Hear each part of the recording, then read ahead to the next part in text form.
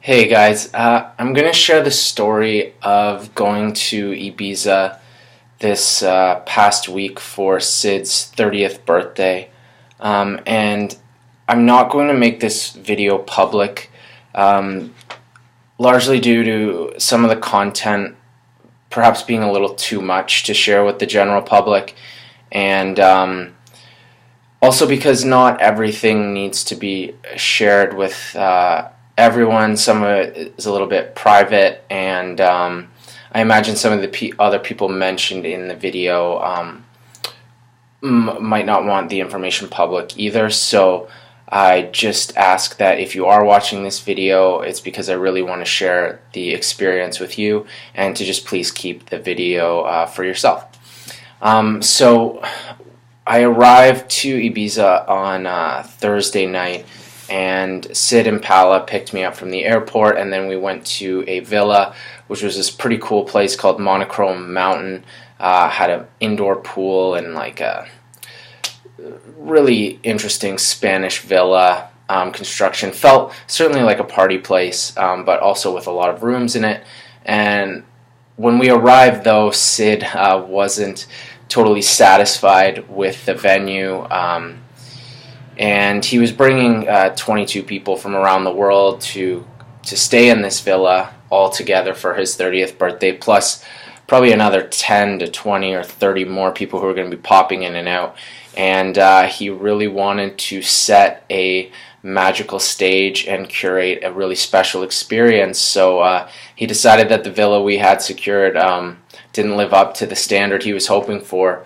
So the next morning, he made a few phone calls that night, and then the next morning he and Natalie went out and sourced a different villa, and they found something absolutely spectacular for everyone. And this villa was just so beautiful. It was a mansion on top of a mountain on the island, overlooking the ocean and virtually all of Ibiza, with a waterfall running through it, and incredibly interesting and beautiful architecture. A massive dining room fit for a king. It was, a table equipped for 45 people. Multiple indoor kitchens, an outdoor kitchen, a gigantic pool on a stunningly beautiful patio that overlooked the whole island, with pool loungers, and then a bridge over the pool. And then if you went deeper, there was a garden and this beautiful grassy area with some really exotic and astounding plants. And then inside was it was magical as well. All the bedrooms were beautiful, multi-level home. And yeah, just a really spectacular place. And so on a Friday night, we went out for a dinner at this place called Sunset Ashram, with a really awesome DJ playing chill vibes, and then these live musicians that were accompanying the DJ's performance. And the vista from this restaurant, if you haven't been, is it might be the best one. It's definitely one of the best sunsets in the world, that's for sure. And our table it's like a beachy vibe, and our table was right on the edge against the ocean, and we had about 20 to 25 of us there for dinner. And it was really such an honor to be there with such a group of wonderful people from all across the globe, and incredibly inspiring men and incredibly inspiring and beautiful women, beautiful both inside and out. I felt as though I was living amongst angels and just goddesses, and it's just always so wonderful to be around wonderful people and beautiful women, as I'm sure you know. So we went to another party after that, just a chill outdoor vibe. So many spectacular, really interesting, cool places in Ibiza. And then afterwards we went back to the villa, and we were all having some drinks, and there was ketamine going around and various other substances depending on people's preferences. And around 5 a.m., Sid and I went really deep with ketamine, and it doesn't take me much to go deep, but I ended up having a soulgasmic experience during which I was standing in front of the mirror and screaming and channeling, just so celebratory, like, yeah, woo, oh yeah, and just infinite soulgasmic joy was pouring through me.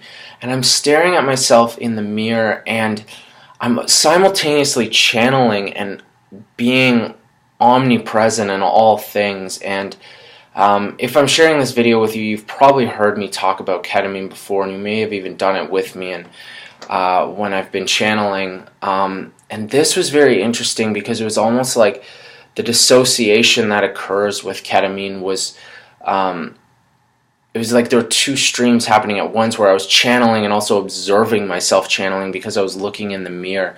And it was so celebratory in realizing that I am and we are the entire universe. Like, we truly did create this, and it's so that we can experience it and enjoy it. And I really think to share love and maybe to expose others to our creation and to allow them to remember that this is what we created. And for it was over an hour where I was in this deep soulgasmic, orgasmic state, because it's much of a form of awareness than necessarily some form of intoxication with a substance, because for me it persists long after the ketamine has been metabolized by my body. And it's funny because as I'm screaming and staring in the mirror, and I'm channeling songs as well.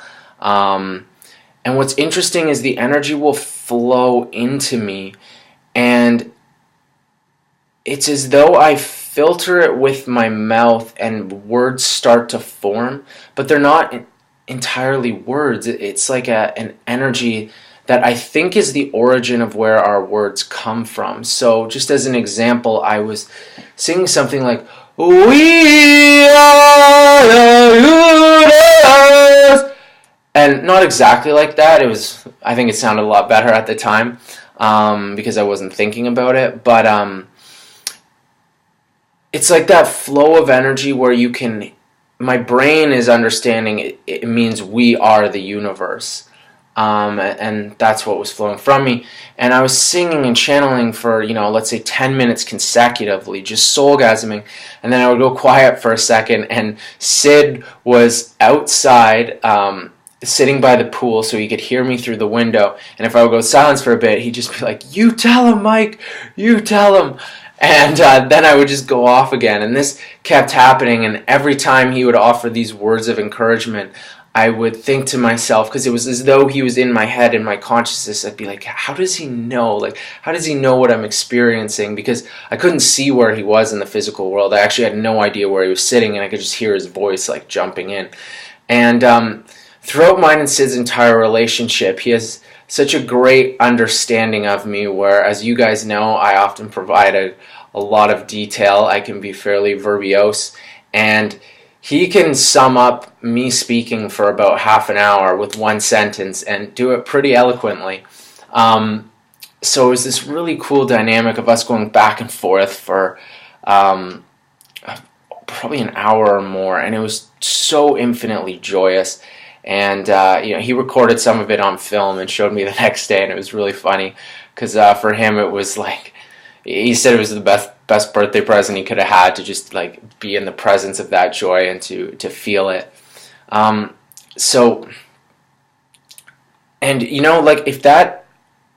Typically that experience would probably take me about 40 minutes to really express and dive into, but it's something I've had before, similar, and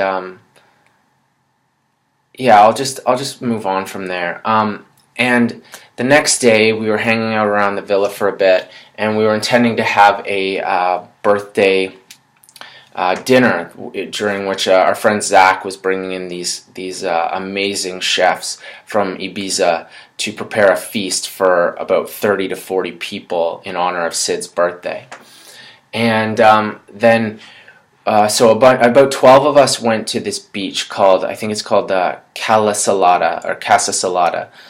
Can't remember, but it's these red rocks where you can jump off cliffs into turquoise, crystal clear water, and under in the water is all sand, so that you're not even worried about stepping on any rocks or anything. A bunch of people uh, drive their yachts up to it, and there's a whole bunch of people sitting and just hanging out and celebrating. And there's guys on the beach who offer you drinks and all sorts of really cool things. And there was 5 guys and 7 beautiful women who were hanging out here, and all the women decided to do LSD. And then initially I wasn't planning to, because I knew we had this dinner at night, and on psychedelics I tend not to eat a lot, and I wanted to really enjoy the dinner. But then my friend Xenia, who is an absolute goddess, she told me it was her first time, and I'm like, yeah, like I'd really like to enjoy that LSD trip with her. She's actually in my book under the pseudonym Enya, as this woman we met in New York, and we had a like half naked on mushrooms MDMA dance party, and she introduced me to Atisha's music, and we've always shared a special connection. And even though we've hung out very few times in our lives, because she used to live in Sri Lanka and now she's in London, England, and she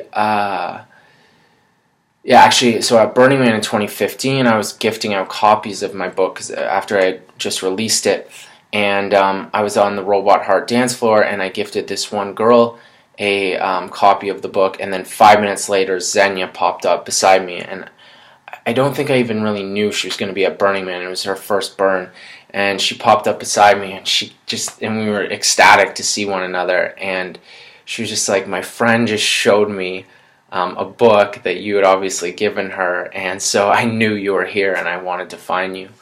And so in Ibiza, this was only our 3rd time hanging out together, and every time I'm around her or I think of her, I'm just flooded with so much love. And she's this like Aztec warrior goddess princess is what always floods my mind, and there's like a very deep knowing between us, as though we've been friends forever.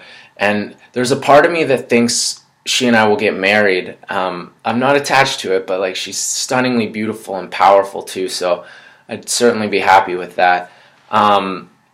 And yeah, so she was doing LSD for the first time, and then like everybody, a lot of other people were, and I thought, you know what, I am going to go on this LSD journey. So I took a half tab of acid, and as we were at Casa Salada, Sid was we had to, we were going to go back to the villa to have dinner, and our plan was around 8 o'clock, and we're at Casa Salada around 6 p.m. and Sid really wanted to show us this place called Esfedra. And initially I was like, oh, why don't we just check out Esfedra another day so we don't have to rush and go to multiple places at once. But Sid was insistent, so we go to Esfedra, and on the drive I'm sitting in the car with Sam Brophy, Paula, Jess, Ornstein, Xenia, and I think Natalie or Tiu, and I think it was just me and like 5 women, or maybe no, Patrick was there too, and the LSD was starting to become really floaty, and I was feeling so much energy pouring through my body, and realizing that I hadn't eaten much on this trip, and I kind of felt like a bit weak, and had I never done psychedelics before, I perhaps would have found this situation a bit overwhelming. However, I just went with it and sort of surrendered to that feeling of weakness, physical weakness, but like also heart-fluttering floatiness, so euphoria as well. And everybody was feeling this, I could tell, and so Sam wanted to stop and get some trail mix, which really helped the feeling, and then we made our way to Esfedra, and as we're pulling up, like my body just starts like rolling, and I'm feeling these waves of energy and orgasm coming up my spine, this kundalini rising, and then we stop the cars and we start walking towards Esfedra, and this place is considered one of, if not the most magnetic locations in the world, and I posted a picture on Instagram of it, if you guys want to check it out, and I saw it from afar after I exited the car, and I could barely walk. I felt like I was having sex with everything. Like I started stumbling and I was like, oh God. And my eyes were rolling in the back of my head and I was just like, couldn't stop like feeling myself or touching myself, and it just felt so pleasurable, so amazing and sexual and orgasmic, and I'm like heading towards this magnetic energy of Asvedra. It's just so fucking beautiful, and I'm moaning, and Zenya's walking behind me, and she's like, I know, and she's like feeling something of the same sort. And earlier in the day, she and I were talking about 5-MeO DMT because she had just done the toad medicine around the same time that I had, actually. Or no, sorry, she did it back in January. But we were talking about it, and so then we're walking towards this Fedra, and there's this massive cliff that, like, into the ocean, or, well, beneath its rocks. Like, I mean, you would almost definitely die if you fell off. Yeah, I think you would definitely die if you fell off it. So it's like, there's an element of, like, you know, be mindful of that. But the energy there was just so astounding that I fell onto my back, and I was just lying there, like, heart exposed and moaning, and just like like orgasming, just straight up orgasming and soulgasming due to the energy of this place and the LSD and everyone who I was with. And then Paula, Xenia, and Natalie laid on the floor or on the earth beside me, and not that I knew at the time, because I just know now because I saw a picture of it. But I had my eyes closed, and they all laid down beside me, and then everybody else laid down beside as well, and then we touched our heads together, and Natalie suggested that we start doing ohms. So we start doing ohms, like Om, and all our heads are synced, and I am just, and everyone is in this unified psychedelic scape of orgasm and bliss. And then Xenia grabs my arm and says, like, I'm in the toad right now, like I'm in the 5-MeO experience, and I was too, and it was this unification, and all of us were essentially collectively orgasming together. And this went on for I don't know how long, but it was a very powerful experience to be with 12 close friends at this insane location of the globe, having this experience, this unified orgasmic experience. And I look over at Patrick after a while, and he was sitting in the shade, and I recognized, like, the non-separation between us, and how I believe he was experiencing the shade because the rest of us were in the sun, and he was helping, like, regulate the collective temperature sort of thing.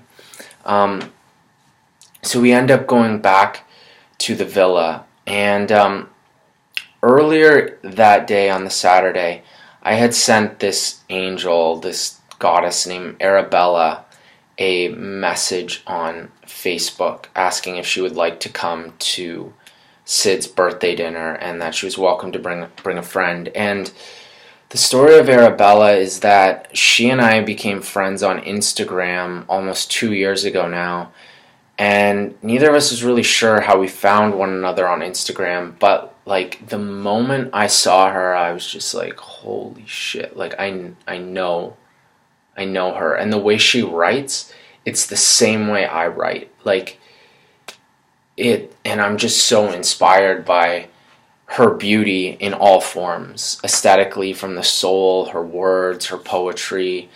And, you know, she calls, like, her caption on Instagram is creatress, and then the infinity symbol. So you guys know, obviously, that's going to appeal to me.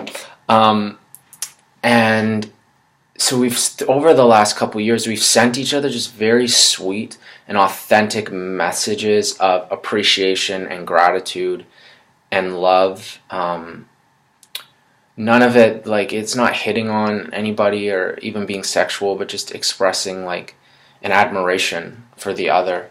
And then she added me on Facebook about 2 months ago, and I noticed that she lived in Ibiza, and it was when I was thinking of going on Sid's birthday. So I asked her, I'm like, do you live there? And she's like, yeah. And she told me that she performs at this event called Woo Moon, and it's really special. And um, she said I should definitely come check it out, and then she would love to meet me.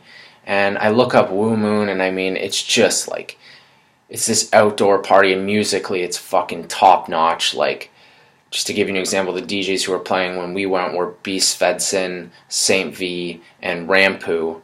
And then they have, like Blondish and all sorts of, like Atish, and all amazing DJs. And yeah, so Arabella told me she performs there. And so on this Saturday, I had sent her a message asking if she would like to come to our villa for dinner and for a party with one of her friends. And so I sent that earlier in the afternoon, and then by the time the group of us who had gone to the beach and Esfedra got back, it was probably like 8 o'clock. And there were new guests who had arrived, and I just went outside and I went and laid in the grass and was having a full-blown psychedelic LSD experience where all the plants were integrating with me, and I was hugging the earth, and I was at one with it, and I thought, I might just stay out here the whole time. Like, I might not even mingle with anybody because this just feels so good. And then Zoe came and we gave each other a big hug. And then Jess came over and was like checking out the plants with me, and they were just so stunningly beautiful.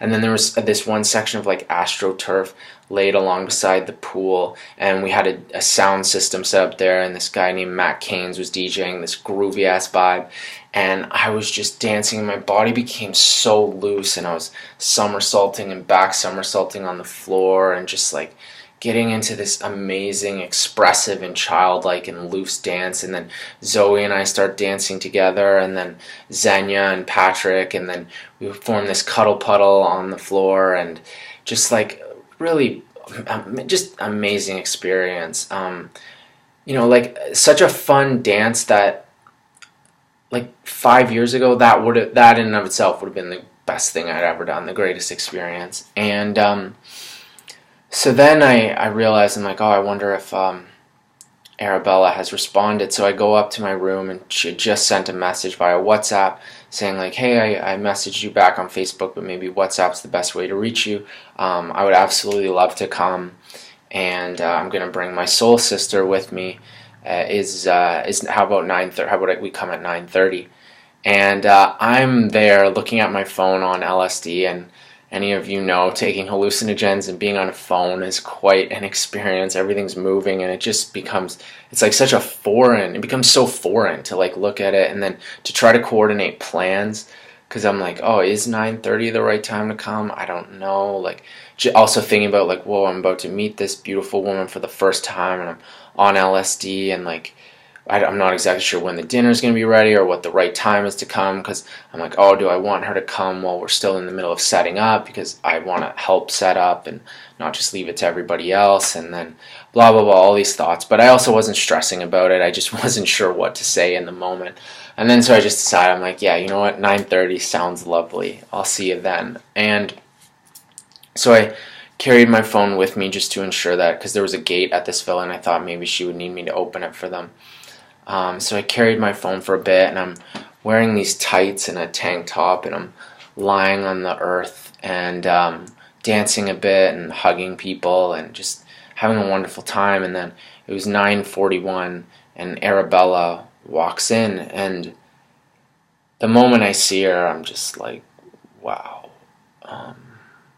holy fuck. And like, I go up and I give her a hug, and I meet her friend Daga, who is another just stunningly beautiful inside and out goddess, and they've both been living in Ibiza for the past year and a half, and they both perform at Woo Moon, amongst other things. And I sat down with the two of them. We just went over kind of to a little area on our own, and I was chatting with them, and immediately, like, the comfort and the calm that was shared between the three of us was so familiar that we all knew we've known each other forever. Like, irrefutable, so obvious. And it came up that I told them I was on LSD, and Arabella had tried it once, like 6 years ago, but it wasn't an experience. It was a little much at the time, and it wasn't the ideal setting, and so she had only ever really done mushrooms before, and Daga hadn't done either, I don't think. And they asked me what it felt like, and I just started breathing quite slowly and deeply, and I was just like,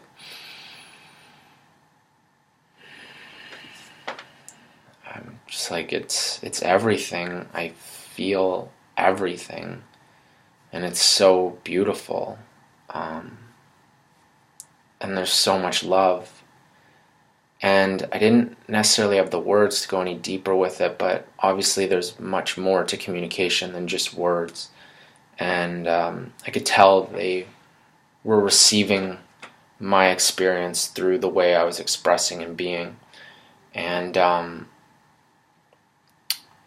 could tell, like, the look in both their eyes, and like in Arabella's eyes, was just like, I felt as though she was looking at me thinking like, holy shit, like, this is him, because she's like, it's pretty amazing seeing you after 2 years of knowing you on social media, on Instagram, but to see you is like, it's really surreal and special. So it was very like candid and no fronts, just like straight heart connection. And then they were asking me about ayahuasca, and typically when people ask me about my ayahuasca experience, my response is fairly consistent because obviously I've spoken about it so many times. But in this moment, while under the influence of LSD and in their presence, the way I described it was though I was experiencing ayahuasca again for the very first time. And even as I was telling them the story, I was expressing to them, like, I'm not sharing this with you in a chronologically sequential manner because I'm really realizing in this moment how non-linear time is.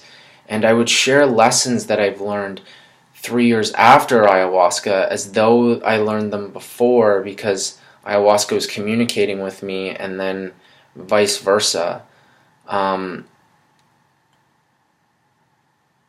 And it was very much as though I was experiencing ayahuasca in this moment with them for the first time, or for the only time, for the infinite time, because time is just so beyond what our human mind often relegates time to being.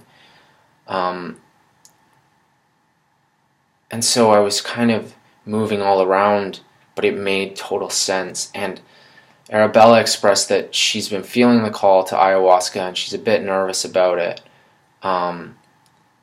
But people keep bringing it up in her presence and she's feeling called to it. And I felt as though ayahuasca was speaking through me and has been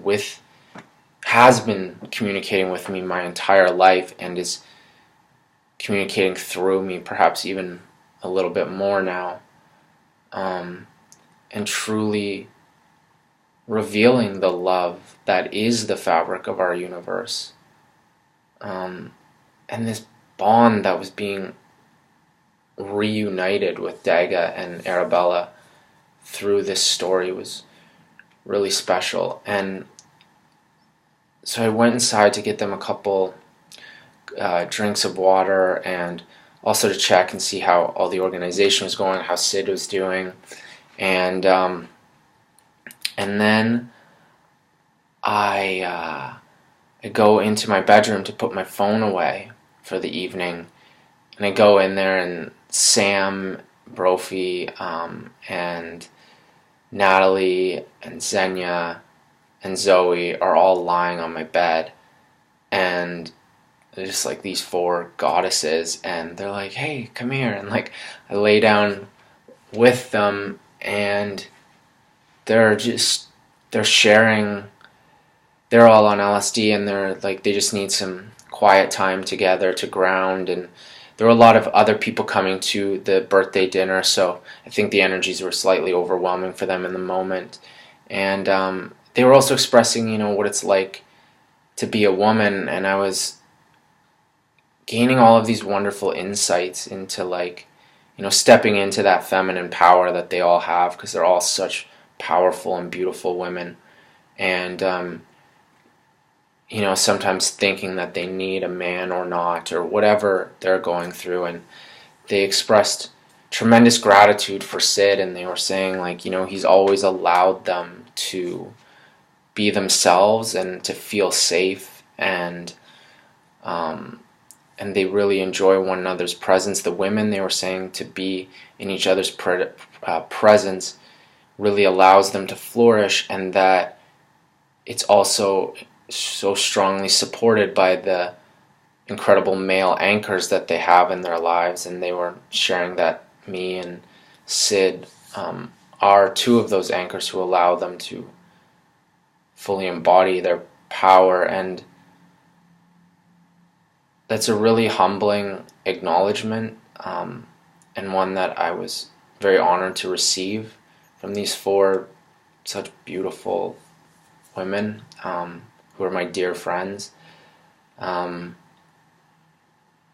obviously it's nice as a man to be lying in a bed with four gorgeous women. And so yeah, we were sharing for a while, and then Paula came in and said, like, guys, like, we got to go down for the dinner. It's happening now. So I go down, and there's probably about 35 people, 40 people around a table, and there's one, and Dag and Arabella are sitting there, and there's like one chair open that I see, and it's right beside Arabella. So I'm like, oh, that makes sense. So I sit down beside her, and then I go check on Sid, make sure everything's good with him, because I could tell he's feeling like a bit of nerves. When the energy's sort of scattered around a party and you're bringing everyone together, and you don't rush it or force it, but that sort of energy. So he was doing good, and then he toasted the table and thanked everyone for being there. And the chefs just came and were bringing this, like, this dinner was so fit for royalty. It was insane. Multiple courses of the most delicious food, so much that we even asked the chef not to make the main dish, to cook it, which was fish, because everybody was so satisfied. And, like, half the table's tripping on LSD too. So it was really awesome and interesting. And then we brought the music from the outdoor section inside, and we had, it took us a while to get the sound set up. It seems sound systems are always a little more problematic than you'd like them to be. But it always works out, so I feel like that's sort of part of the process, is the anticipation, and then once the sound does arrive, it's such a great relief and excitement. And so then I entered into just fucking incredible dancing, like, just felt so free and liberated. And I went, and after a while, I ended up in my bed again for a bit, and this time with, like, I think it was Zoe, Nat, and Sam this time, and again, just chatting with them, and that was wonderful. And then I made my way outside by myself, and I just wanted some fresh air. And then from a different direction, I don't even know how they came from it, but Arabella and Dega came and met me on the grass. And then the three of us sat down, and we started talking more.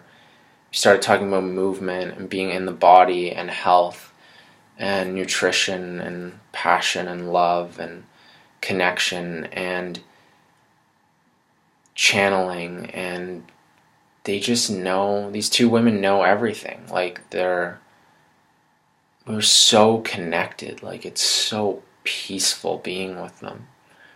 And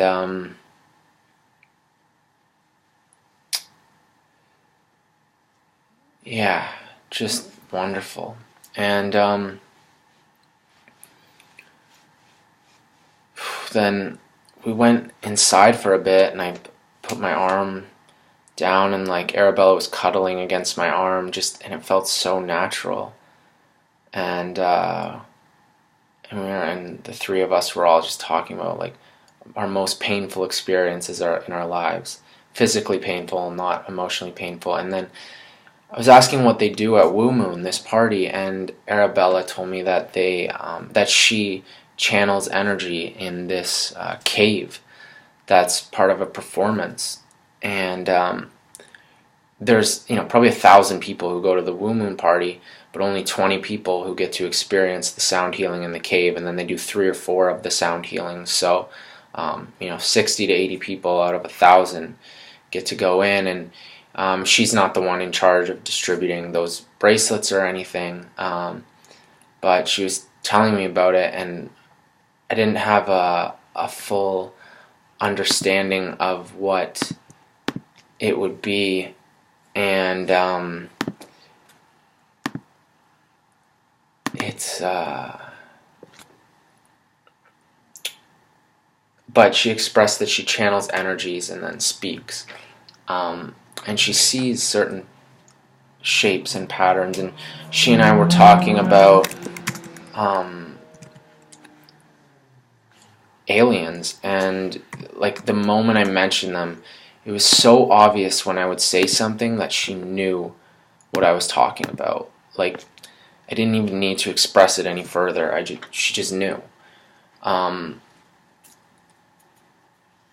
we talked about Egypt because we're both feeling this connection to there. It was really like seeing my other half in a way. Not that there are necessarily only like one other halves, but like this fucking... It's like being with myself, but in this gorgeous female form.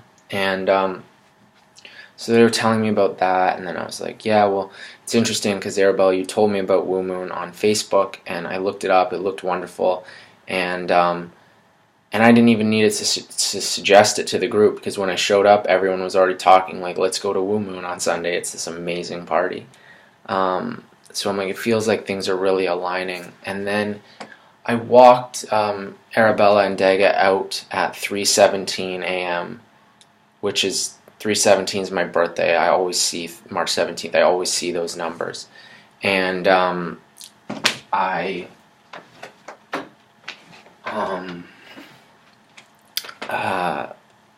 walked them out, and I hugged them and held them for a long time, and just really expressed gratitude and how honored I am to know them and how I've known them forever. And it was just really special. So that night, ended up going back upstairs, and it was just a bunch of amazing people left. Some like really long-time friends as well, and some brand new ones, people who live in Ibiza. This other guy, Christian, who lives in Berlin. Dan Cleland got these insane chocolates for Sid for his birthday. Greatest like chocolates I've ever had in my life by far, not even a comparison to anything else. And we stayed up till like 10 in the morning, or I don't even know what time. Yeah, probably like 10 in the morning. And then slept until about 4 p.m. that afternoon, and then we made our way to Woo Moon, and I bought this like shawl. I think it's called a katan or a katar or something. It's basically like a dress, and it's all white, and I was already wearing all white with crystal, and it was such a sick fucking shawl thing. And spent a lot of time talking with Jess about Dom, and just how much we love him. Because Dom, for those, if you're Dom and Jess are boyfriend and girlfriend, and Dom's one of my best brothers, and he wasn't able to make it to Ibiza, but Jess was there, so it was cool because like I love her so much. She's amazing, but it felt like he was there too, and then Arabella and Dega, I see them walk up and they give us hugs and everything, and then they went in because they had some things to do for the event, and we go inside. It's like an outdoor amphitheater with ascending seats, and I was feeling like I took another half tab of LSD on this day, and I was kind of, I don't know what the word is, like on edge or slightly like just feeling into things. I wasn't, I was kind of observing and in my mind. Not that that's a bad place to be, but just like, I don't know. It was like something was, I don't know. I don't want to say off, but like that's kind of the word. And it could have just been in me, you know? And then I was dancing, feeling it out, and then we were backstage for a bit, and Zoe and Natalie were like, Sanders, here. And they wrapped this pink bracelet around me. They're like, you're gonna love it. It's this sound healing in a cave. And I'm like, oh, okay. And it says 12:30 on the bracelet. So I'm like, okay, so I guess I'm going to this sound healing experience. And then Arabella and Daga find me on the dance floor, and I show Arabella the bracelet, and she's like, so you got one. Of the, like, you know, it's like, what, a 1% chance or whatever that you're going to get one of these. And I wasn't, like, actively going to look for it, you know. It's just Zoe and Natalie just put one on my wrist because they knew I would love it. And it turns out Zoe knows, like, the main guy who runs Blue Moon, or one of the main guys, so she asked him for the bracelets. And then around midnight, Rampu was playing. So the music was fucking amazing. It was Beast Svetson, St. V live, and then Rampu. Music was fantastic. The performers there, like it's Cirque du Soleil-esque, so these incredible movers are just doing trampoline flip stuff and all sorts of insane dance and hand balancing, and it's this wild, wild production, like absolutely spectacular. And all accompanied with the music, and like just amazing. So then the Rampu set ends, because the main sort of aspect of the party, the main stage, it ends at midnight, and then Sid was like rounding everybody up to say, okay guys, let's go back to the villa, and we'll freshen up, and then we're gonna go to Heart. And Heart is Gila Liberté's club, and I was really excited about going there this night, because Bedouin does the musical programming, and I adore Bedouin. They always hook me on insane journeys. And it was Bedouin and Satori is out of this world, and I just knew this club was going to be fucking amazing, and the experience is called Saga on Sunday nights. And so then everyone was leaving, and I was just like, oh fuck, I guess like maybe I'm not going to this sound healing thing, because I didn't really know how it all worked, or where this cave was, or where I go, or anything like that. And so we're all on the way out, and then Natalie finds me and grabs me by the arm. She's like, Sanders, she's like, I really think you should come to the sound healing. I'm like, oh yes, like definitely supposed to be there. And so the others go back to the villa. We say we'll meet up with them later, and then we go into this area, and where we're waiting to go into the cave. And I didn't know what kind of cave people were talking about, like if it's just some artificial cave built by the club owners or what.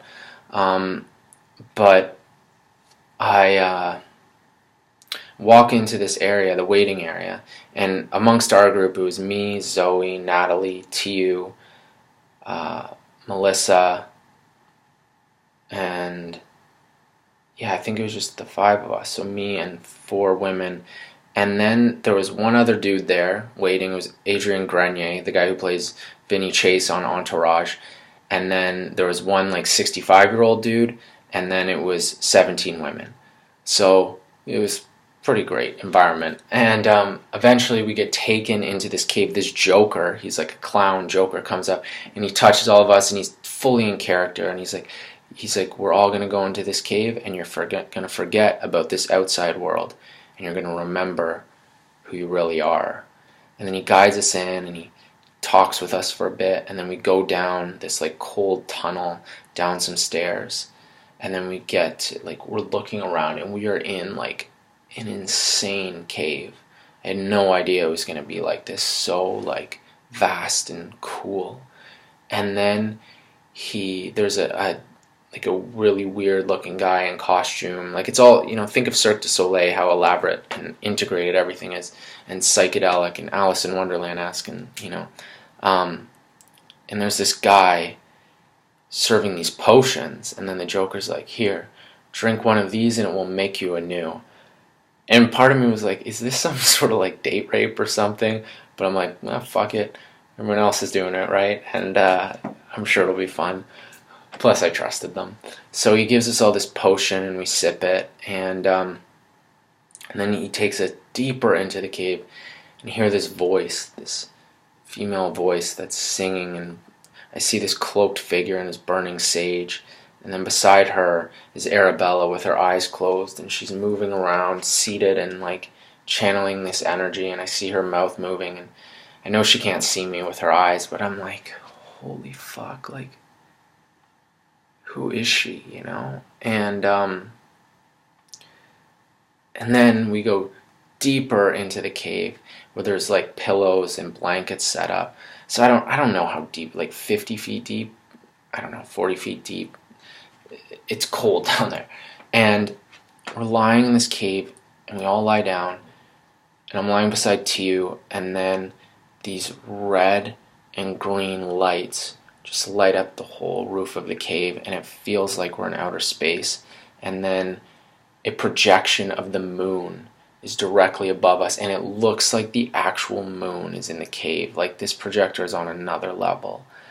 And then Arabella, although like at the time I couldn't fully identify because she's up top where I can't see her, she starts channeling these words and talking about ancient civilizations and aliens and how we are them.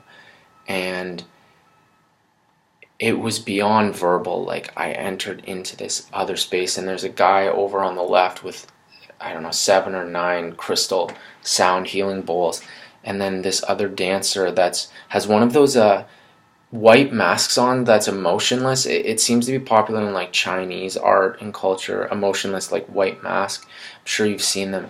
And she has like there's like a white crown coming out of her head that's like sacred geometry. Kind of looks like those snowflakes you created when you were a kid that you would cut out, and then they'd be like a mandala, like symmetrical pattern of a snowflake. That's like what was on her head. And there were these crazy colorful lights shooting at her, but like not super fast, like very, to the pace that a sound healing it would make sense. And she was moving like this, and like, but you could only see her at different times in the light. And she felt like, this thing felt like a dream. Like, this sound healing experience, it didn't feel like she was necessarily there in the room. She was kind of like a figment of your imagination. And you couldn't even really see the guy playing the bowls, and it was dark, and then the lights and the moon. And then I felt this energy unlike I've ever felt before. And my brain, it was like orgasmically exploding inward and outward. And earlier in the day, as I mentioned, I was feeling like a little like, and I didn't think I was feeling the effects of the LSD whatsoever until we were approaching the cave, and I started looking at the trees, and I knew that visually I was. But there's always a tolerance factor with hallucinogens. Like, if you do them 2 days in a row, at least for me, like, the effects are a lot different. You feel much more sober. But then when I got into the cave, it was like it was like an explosion, and my spine started contorting, and I thought, I don't know, like, I just, words that are coming to my mind are like alien, orgasm, death, screaming, forever change, everything, like, what is happening? Wow. And I was lying there, and I thought I was going to die, but I was fucking totally happy about it. And I was gonna scream, like, just scream, because my spine, I'm like, ah, like, I wanted to scream, but I thought, like, I don't want to interfere with their performance, but this sound healing was fucking life-changing. The energy that was flowing through there, I don't know how to describe it in words. It was life-changing. And then all of a sudden it just, like, it ended. And it felt like eternity, but also like the blink of an eye. And then Tiu, who was up against me, was like, whoa, is that it? And then I leave, and I'm like, who is Arabella? Like, what's happening? And I'm walking up the stairs, and I'm just laughing. And I feel so high, and now, like, that, that offness feeling I was describing is, like, totally harmonized, and I felt amazing, like zzz, like in sync, and I felt orgasmic. And as I'm walking upstairs, like I could feel that the women I was with were feeling that too, and like Tio and Zoe were rubbing my back as I'm walking up the stairs, and we all come out and we're laughing, and we're just like, like, like, and then our friend Zach sees us, and he's like, what the fuck happened to you guys in that cave? Like, holy shit. And then there was this dude named Rico Loop playing music, and he reminded me a great deal of Raven Runke, formerly Eric Runke, and I felt like he's Raven's soul brother and therefore also mine. And he's like this, probably like a 50-year-old guy, but he moves his body in a way, and he's playing these live drum loops and singing, and like the fucking definition of an artist. He is not, there is no mind in his performance. Like, he is channeling this music, and everybody paying attention is fucking transfixed. Like, my body is just moving. Like, I just oh my fucking god, so good. And then we turns out our driver we had a couple of drivers for the whole weekend, and our driver had swung back pretty much at this like exact time Natalie coordinated it to pick us up. And we hop in the cars, and then everybody arrives at Heart together. And we go in, and the moment I get into this place, like, the sound is just fucking, oh my god, like, it was so powerful. And we made our way onto the dance floor, and I started having visions of Berghain, I forget how you say it, in Berlin. I haven't been, but obviously I hear all about it being this transformational experience, and it's another world. And then Patrick Mielman, who's from Munich, lived in Berlin as well, he brings up Berghain to me, and then we discover we have a mutual friend named Demetrius, who is a really special guy. Also the first person to suggest that I would really like ketamine and probably learn a lot from it at a time when I had no interest in ketamine and even had negative connotations associated with it. And so I'm on this dance floor, and like, just insane. In the best magical way possible. This sound system is out of this world. The previous best sound system I'd ever encountered was at Stereo in Montreal. I do believe that this place is perhaps even substantially superior. Not that they need to be ranked, but like the ceilings are so high, and like dancing with all of our friends on the dance floor, and just just like, it's the second time I've realized I didn't know what sound was. Stereo was the first time I did not know what sound was until going there, and then this time was like on another level. And so we're all dancing down there, and I'm feeling so amazing, and my body's just getting looser and looser. And Zoe starts rubbing me, and then Sid is like, guys, like, let's go. And he's like trying to guide us somewhere. And throughout my entire relationship with Sid, he is always, I feel like he's always thinking one step ahead and like trying to optimize the experience for everybody and make it the best. And I always think in my head, I'm like, that's not what I would do. But I always trust him. Like, I've never not gone with the flow, because every time he's made one of these suggestions, it always works out to be incredible, despite it not being what I would do or how I would lead it. But then he eventually gets us to go upstairs, and some of his friends have gotten us this crazy booth overlooking the dance floor, and the sound up there is like down in the main heart of the dance floor. That's the best sound imaginable. Like, that is where the sound peaks. But upstairs was the second best sound I had ever heard. And as I'm climbing the stairs, Zoe is like rubbing my back, and she's like, Sanders, like, I want to fucking dance with you. I need to dance with you. I feel something rising in me. And we had been moving around, and like, it was it had elements of sexuality. And like, Zoe's a gorgeous woman, and there's certainly some sexual attraction, but I feel as though like we have a strong friendship, and I don't know if it'll ever go in that direction. But we got into this dance, and it was super sexual, and I was I don't know if I can describe this. It was the loosest my body has ever been by far, to the point that I have never danced even close to how I was dancing in this moment. And I felt entirely liberated in my body, and I was hanging onto this bar, and I was thrashing around and moving, and like typically if I were moving in such a manner, I think I'd be concerned about bumping into those who are around me, but in this moment had such total trust, and I was in total flow with the universe, that I knew it was all perfect and beautiful. And I was dancing at maximum intensity for an hour and a half, like something that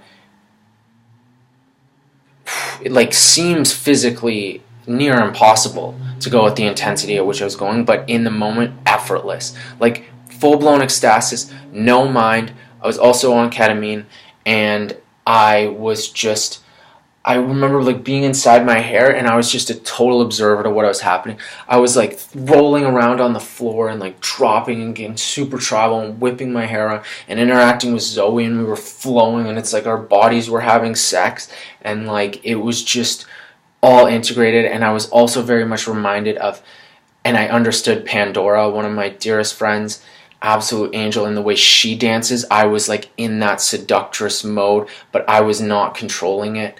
And I understood. I like embodied her for a while as an observer, and I was screaming like I'm in this club, and I'm just like, ah, yeah, like going crazy. And I feel all of this energy, all of people's eyes, like looking at me and encouraging it and loving it. And earlier in the day, Zoe had expressed to me that I'm like the pores of our friend group.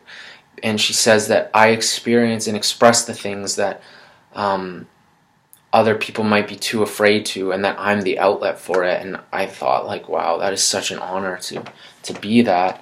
And then like Paula and Jess said two of the sweetest things ever to me, and like just to feel that is like it's just really nice to have those loving relationships with your friends. And so Zoe, as I mentioned, said it felt like something was coming up for her. And this is really profound, but her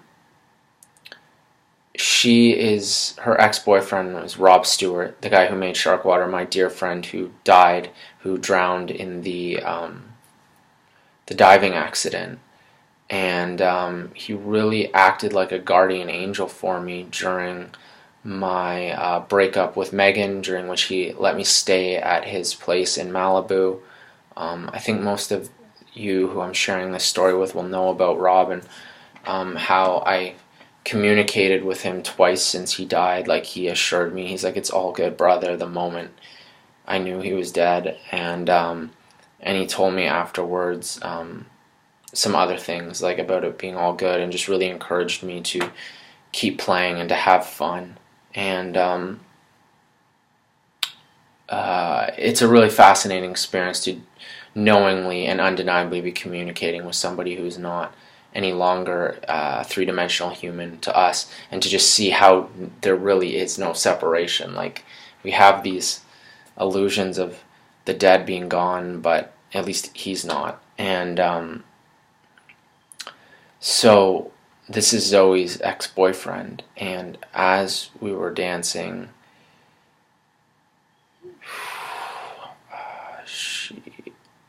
she was like, Sanders, like, I feel Rob, and I'm like, I know, he's here. And the whole time I was dancing, I felt his presence, and I also kept wanting to say to Zoe, like, we're not human right now.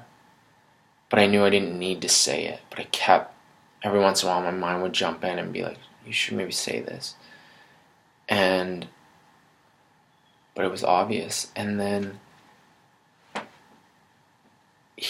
Rob, I felt this energy flowing, and my eyes rolled back in my head, and I saw all these colorful lights, and I just felt, and I was seeing Zoe through Rob's eyes, and she just started bawling. She looked at me and she's like, hey, and gave me the biggest hug, and we just squeezed. And Rob was there.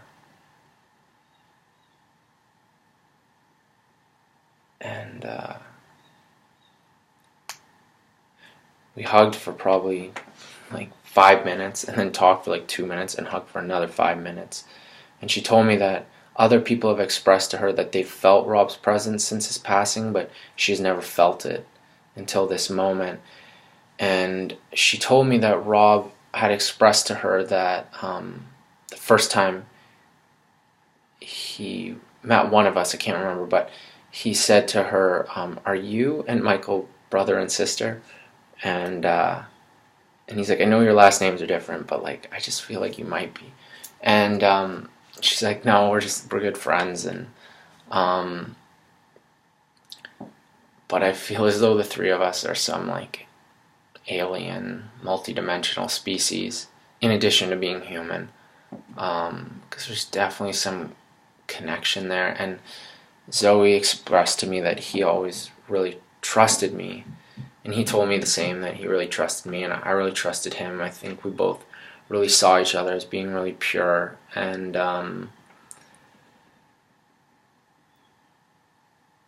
he trusted me enough to come into my body, and I trusted him enough to allow him into my body so that he could connect with Zoe and that we could all connect.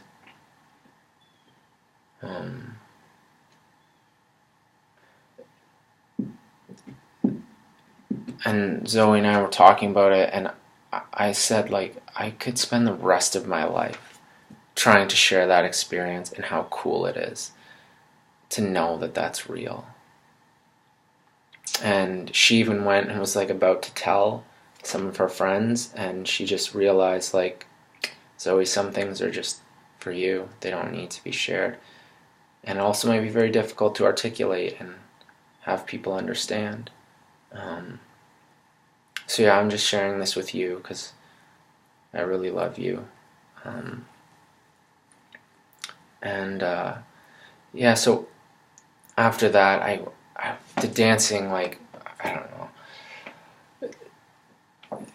it was out of this world. I've never had anything, and I was watching, and then I leaned and I was watching Satori over this railing hitting these drum pads, and I was like, how does he know how to control all of the moving bodies in the room? And like the vista that I was looking at, like this place was like the theater of the mind and my mind, the collective mind. And I was seeing that there's this little guy at the center of it, just like, and getting everything to move. And I was so blown away by how he could have any comprehension of how all the different elements of this like 5-dimensional sound system and light system could integrate to create this experience. Like everything was so well articulated and thought out that it was fucking mind-blowing and perfect. I've never experienced sound like it wasn't 3-dimensional sound, it was like 4-dimensional sound. And fuck, it's so crazy. And then I'm like, I gotta, and there was a lot of conversations I had with people about my dancing where I couldn't, but I wouldn't stop, and then the conversation would be very short-lived, and they would just be like, just go do it. And they were very grateful for it.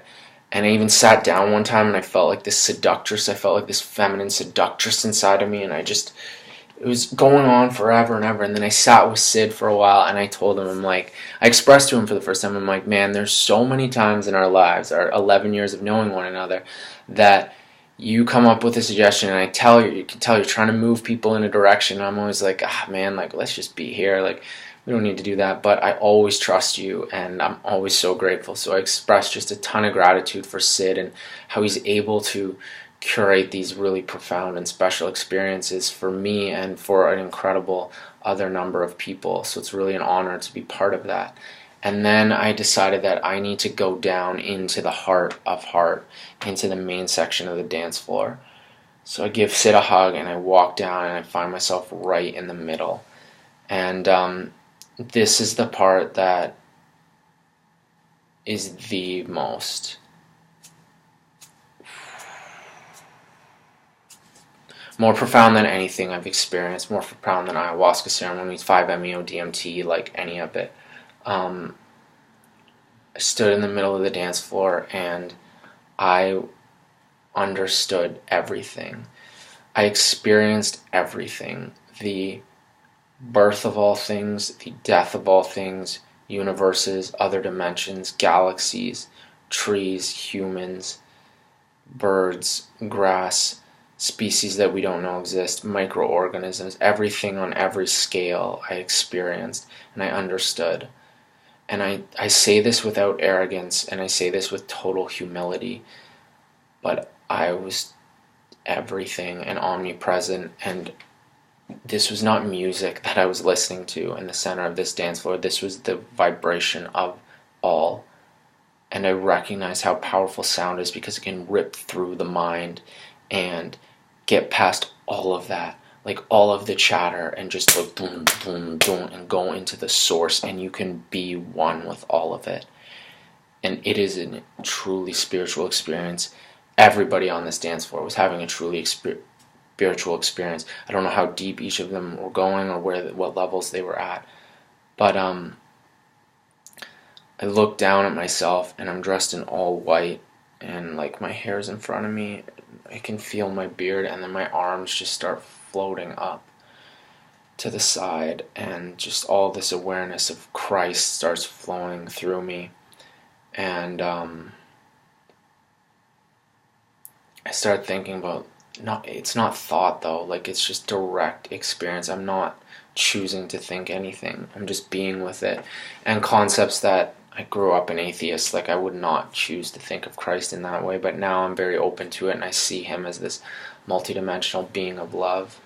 And as my arms are up, I start thinking of Muhammad, Prophet Muhammad, but I know nothing of Prophet Muhammad. I don't know what his story is or anything. And as my arms are up, I feel this guy from behind me like embrace me, and then he turns me around and he presses my third eye into his, and we just unify and come into a hug that was the most special hug I've ever felt, because there was no resistance between our two bodies, and it wasn't sexual. It was like brotherly and unified, and our bodies just totally melted into one another, and our third eyes were touching, and I was just like, Muhammad. And we did this for like 5 minutes, and then he backed away, and he was this brown guy, and he's just like, I love you, man. And I'm like, I love you too.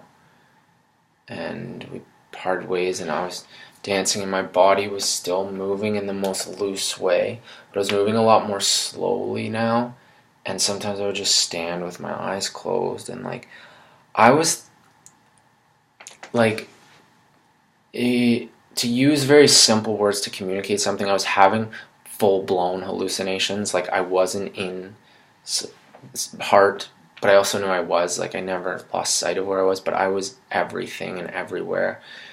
And I experienced all of infinity, life, death. Like, I truly felt it all of it. And I had tears flowing from my eyes, and I was joyous, and I was in love, and I was in pain. And then I recognized, like, I'm in the heart of the cosmos, and I'm going through the saga, which is the night of the event curated by Bedouin. It's called Saga. And just recognizing like how we can experience so much. It can experience everything because we are everything. And it's love, and it's acceptance, and it's non-judgment, and it's loving all things unconditionally, and not needing to prove anything, and not needing anything from anyone, and knowing that we already have it all, knowing that we are infinite. And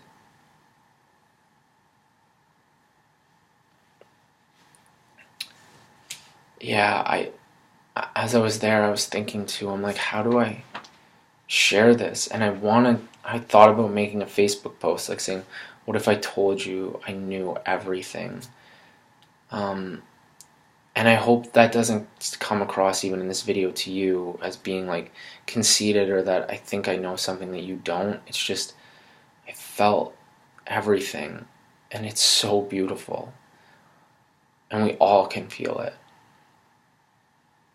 And it's just like an openness and a connectedness and a love, and it's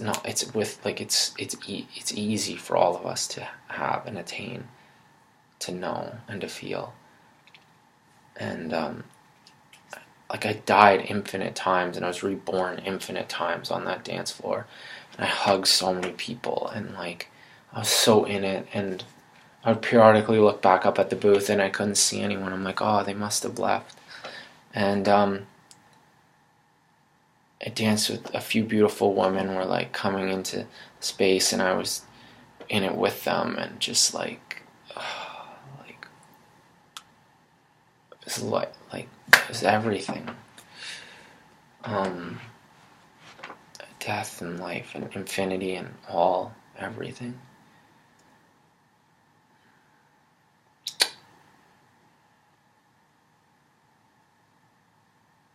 And I'm really tremendously grateful for you, for everyone in my life, for all things. And then the music, I think it was Satori, he played the last song, and it went quiet, and everyone was just cheering and applause. Like, this was the greatest performance ever. Everybody knew it. And it went silent for like 45 seconds, and then he dropped this Frank Sinatra track that was so dope. And then in that moment, I look over to the right, and I see Sid, Dan, Paula, Sam, Jess, Tiu, Natalie, Melanie, everyone, pretty much everyone was still there. And I was right in the middle of the dance floor, and none of them saw me the whole time, and I didn't see any of them. So I wonder like where I was. Really special. And I laughed, and my hands were just glued together like this. Like I knelt on the dance floor, and then my hands were glued in gratitude, and I had tears just flowing from my eyes. And we got in a cab home to the villa, and I was crying, and the sun was rising, this beautiful golden hour color of the sun rising above our pool.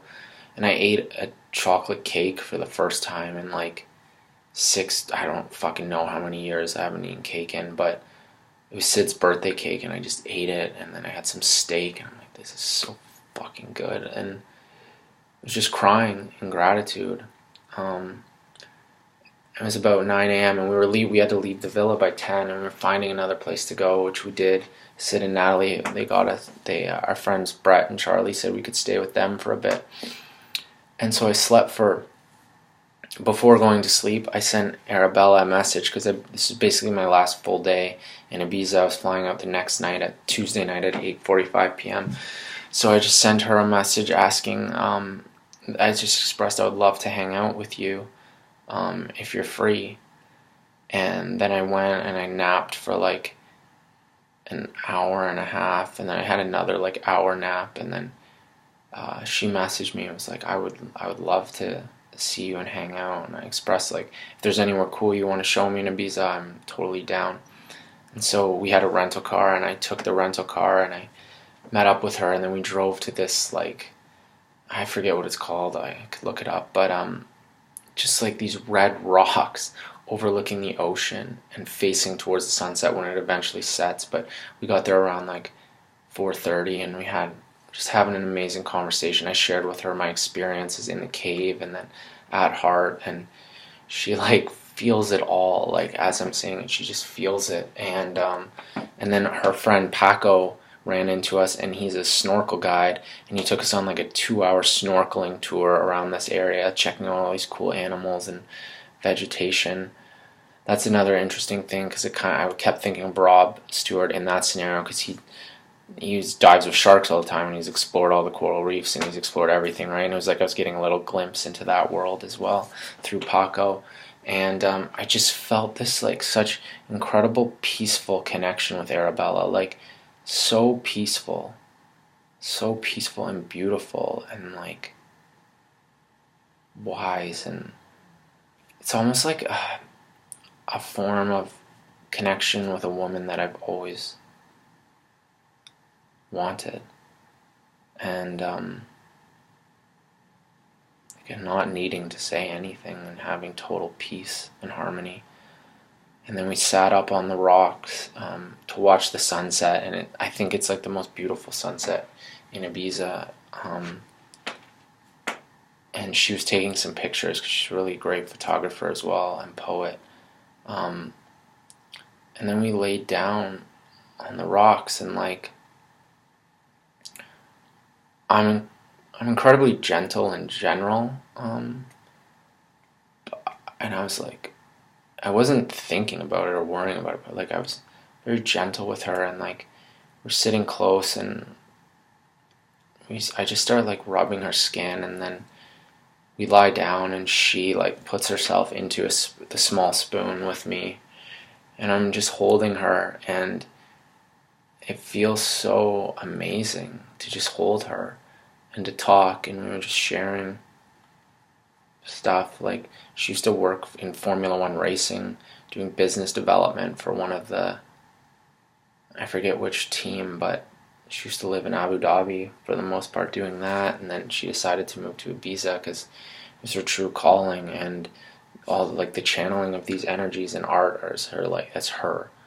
And then we started kissing and like making out during the sunset, and it was like so beautiful and magical, and like it was a dream. It was an absolute dream. Like, and we talked about it being a dream, and just felt so connected with her, and wasn't sure if we were gonna make love right on the rock there or not. But the mosquitoes were kind of bothering her, so we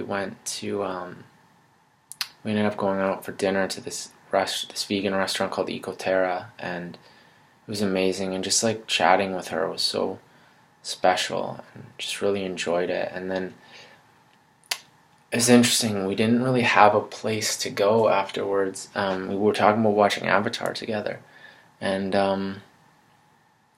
but the villa I was staying at, like, it wouldn't be good for me to. We just wouldn't have like privacy there. And then she stays with all the Wu Moon artists, so, and they're going through this transitionary. They're moving like from one. It's kind of this weird thing. So like we wouldn't have had like a good spot to do it there. And then I was like, well, I'd like to rent a hotel, and then we can just spend the night there.